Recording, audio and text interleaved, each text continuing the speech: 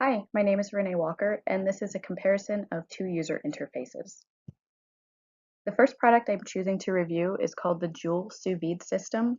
This has a heating element, which you can see on the left, and this is completely controlled by an app. There are no dials or buttons or controls or anything on that heating element. You just put it in the pot and plug it in, and that's it. Everything else is done through the app. So let's take a look at this app. Again, the heating device is controlled only through the app. The app is available for Android and Apple, so that's really nice. And this will, once you enter the app here, you just click on the little icon on your touch screen, and it will allow you to select your food type. It gives you a whole bunch of different options here. I happen to be cooking asparagus today, so I clicked vegetables, and it will bring up different vegetables, and I can click asparagus up here. Now, this app has preloaded recipes that contain instructions, photos, and videos, but you can also use it in a manual mode, and I'll talk about that in a couple of minutes. The app connects wirelessly into the Joule device, the heating element, through either Wi-Fi or Bluetooth. I typically use Bluetooth in my house, but if you have something that has a very long cook time, some sous vide things cook for several hours. If you want to leave your house and you have Wi-Fi wherever you are, you can control the Joule through the Wi-Fi through your app. So once I've clicked on that asparagus recipe, it will give me two options. It will ask me if I want my asparagus snappy and crispy or tender and springy. And you can see the difference here is either a 10-minute cook time or a 20-minute cook time. And this is just a touch screen thing. You touch 180 for 20 minutes and it will show you that information. And you can't see here, but this is actually a video within the app. It shows a person flexing the stalk of asparagus after it's cooked, and it's showing the different texture of it, so you can see that the tender and springy one has a lot more flex to the stalk of asparagus. And this is a really nice feature for somebody who doesn't use this a whole lot or is new to sous vide cooking. But you can see here on the left, I've got my asparagus bagged up. I've got my pot of water with the heat element in it, and it's plugged in, so I'm ready to cook. So it guides me through the process: prep the asparagus, put the stalks in the bag, and then you start cooking. Once you click this button here of set temp, it's going to activate the heating element in your pot, and the water comes out through this water outlet, and it just circulates around, and it's filtering this water the whole time. It will show you within the app. I'm preheating to, it showed me 180. I'm going to get 179.6. I started with room temperature water, so it took a little while to heat up. And then it will alert you once the water is hot. And then you can push this start button. The start button will not light up until your water is at the right temperature. So again, it's guiding you through this process, and it's preventing you from doing a step too soon. So you wouldn't want to put your food in too soon. This is what the notification looks like. It says my water is heated and I'm ready to cook. So it also will give you an error message if something goes wrong during your cooking process. In my case, as you could see that water flowing out of the water outlet in the previous slide, I didn't have enough water in my pot. That water outlet should actually be completely submerged. And so right about when it hit 156, I got this error message here that my water level is too low. Some of the water does evaporate, obviously, because it's circulating and heating up and it's steamy. So your water level will drop over time. But this was nice to get that alert. And also on the heating element itself, it gave me a little red light to tell me something was wrong. So I added more water. I tapped the phone button here, just where it said tap to fix. Everything was fine after that. And it continued to heat up the water and cook my asparagus. And then at 1927, it said everything is ready to eat. It will hold it at this temperature and tell you, hey, after 5 minutes at this temperature, it's going to start to get more bendy and more flexy, and you're going to wind up closer to that 20-minute cook time texture. So again, that you're getting constant feedback from this app that's telling you how much time you have left and how much time you have to take it out of that water bath. So I took it out of the water bath. This is not my asparagus. but my asparagus was so beautiful and I was so excited that I ate it before I could take a picture of it. So, but it looked just like this one. It really was very bright green and beautiful.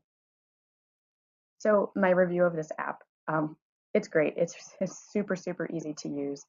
I am new to sous vide cooking. I'm a pretty proficient cook at other things, but having the videos and the photos and you can click through step by step and it's just it's a really well done app. It has step one and you can get more information about what you need to do in step one. It'll move you right through. You can either click on the screen, you can swipe, um, you can go in and out, and it was really intuitive for me to be able to use it. The one negative is that the alerts were pretty subtle. I think this is actually a phone setting, so I'm going to take a look at that. But um, it would be nice if the alerts either gave me a vibration or an audible notification. I think that was my phone setting. But once I did get it, the error message was super easy to resolve. It gave me step-by-step instructions, and my finished product was fantastic. You can also give feedback on the recipe and the process. There's a little button there, or if you want to do that, you can. And then there's a known issue area. And so that will give you some known defects with the software, which is really nice. And it will tell you how to resolve those. And there's also cleaning instructions because it's filtering all this water through. So if it gets dirt in it, it shows you how to clean that heating element. So overall, I think this is a great app, super user friendly, very, very intuitive and really easy to use. So I 10 out of 10 would cook asparagus again using this thing. So for my second review, I chose something that was completely different from a phone-based app, and that is my car. I have a 2010 Nissan Frontier pickup truck. It's a stick shift, and it doesn't have any sort of electronic user interface type of stuff. So we'll take a look at how different this user interface is from the phone app, which is all push button based, which is really cool. Okay, so this is what I'm looking at when I'm driving. I have a bunch of gauges up here. I've got temperature gauge, tachometer, all this stuff. And I've also got here these little icons. Um, Apparently these are not always intuitive. And so I have a user manual that's in my glove box all the time that shows me what these icons mean. So that helps to make it a little bit more user friendly. The dials are big, they're easy to read. They light up at night so that I can see them while I'm driving at night. And I mean, these are pretty standard, so I think that these are intuitive to use and really easy. For my other user interface, I have my radio. This is not a very fancy radio. It's got some buttons over here. It's press and hold, so you can set your radio stations. It's got a really big volume knob and the ability to switch between radio stations, AM, FM, and CD. Mine doesn't connect wirelessly to anything, so I can't play my phone or Pandora or anything through that. It's a little bit less complicated because I don't have any setup steps, but I also lose that functionality, which is kind of a bummer, but I'm willing to live with it. I don't drive that much.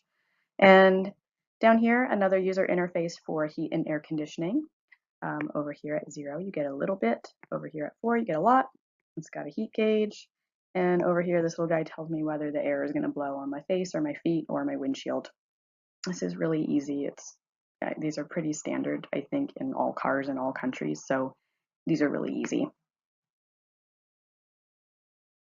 My user interface is not just the buttons and the dials. I have a couple of other things that I interface and interact with while I'm driving. So I've got turn signal, which I know a lot of people do not know how to use. I've got my headlights over here. In some places, I know that these are on the dashboard, so I think maybe having them on the side stick like this is a little bit different from some other cars that I've seen. Got my windshield wipers. This is really easy. It shows me like low, intermittent, and if it's just misty outside. So really easy to decipher. My seatbelt could not possibly be more obvious. It says press. So press it and it will unlatch your seatbelt. I do not have a push button ignition, so I just insert the key, but it will show me whether it's locked and it will tell me to push it to be able to take the key out once I stop the car. And some other areas of this car that I interface with, I've got a side mirror. I have a manual door lock. I don't have automatic door locks in this truck. And I also don't have power windows. So I have a hand crank. And I have kind of a funny story. I was driving with a fairly young person, going with under the age of 10, that had never seen that before in a car, and didn't know how to roll the window down. So that was kind of funny. From a user perspective, I happen to think that this is really easy to use, except when I'm driving. I can't roll down my passenger window while I'm driving. I also can't adjust my mirror while I'm driving. I actually have to get out of the truck and go over to the mirror and push it to adjust it. And that's why I have this little fisheye lens. So that's another part of my user interface that I actually use more than the mirror because I can see better using that. And again, I said I have a stick shift. So I think this is probably the hardest aspect of the user interface. If you don't know how to drive a standard, you're really not going to be able to drive this car very far or very well, and it's going to make loud noises at you, and everybody's going to be unhappy. So, if you want to learn, I'll teach you. Send me a message. Okay, so my review of the truck. I'm also going to give the truck 10 out of 10 because it's really fun to drive, and because it's a stick shift, it's hard to steal. So the fact that the user interface is difficult to use in that regard is a bonus for me. Um, all my stuff fits in it. It is not great for road trips because the cab is not very big. I have lots of information coming to me from dials and buttons. I have a lot of different things that I can do while I'm driving the truck. So there's a lot of multitasking for me, especially if you do drive a stick shift, you know that you have a little bit more going on. You have an extra pedal because you have to push the clutch. Um, I think the user friendliness of this vehicle is really dependent on the age and the experience of the driver and the passenger, because obviously your passenger needs to know that they have to crank that window down. So um, but my passenger is typically my dog, and she likes it, although she also cannot roll her window down. Anyway, I hope that you have enjoyed my review. Please let me know if you have any questions, and I look forward to seeing everybody else's presentations. Thanks.